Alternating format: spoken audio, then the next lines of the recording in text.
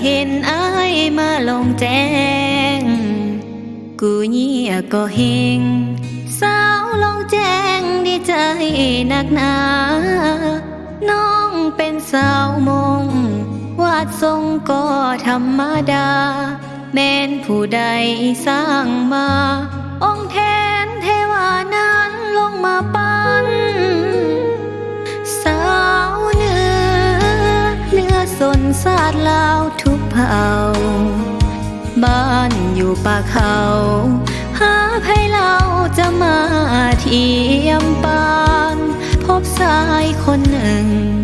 เขาเป็นผู้บ่าวเวียงจันทร์เมื่อบุญกินเจียงคืนนั้นเฮาฝากสัมพันธ์หากันจนตายที่สันผู้หมออ้ายบอกว่าลูน้องหลายลูนี้จนตายยอดสายอ้ายเคยสาบานวันอ้ายใกล้จากหากน้องคืนสู่เวียงจันทร์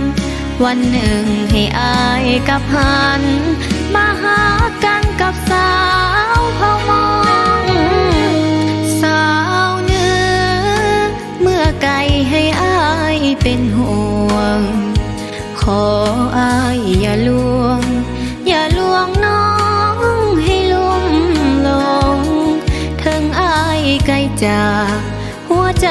สายให้มันคงจงฟังเสียงเพลงห้องส่งกูย่อจงลองแจ้งอะไร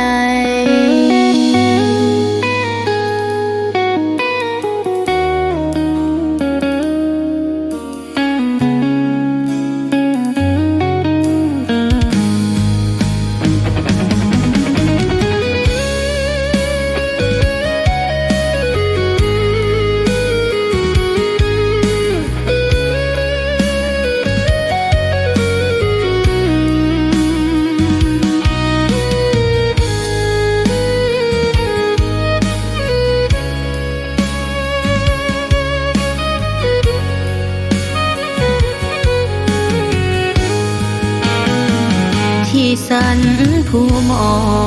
อ้ายบอกว่าลูน้องหลาย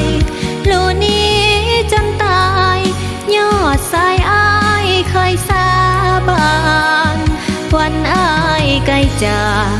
หากน้องคืนสู่เวียงจันทร์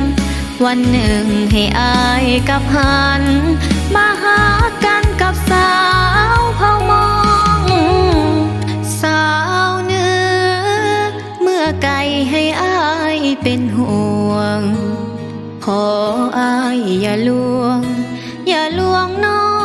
งให้ลุ่มลงถึงอายใกล้จากหัวใจสายให้มันคง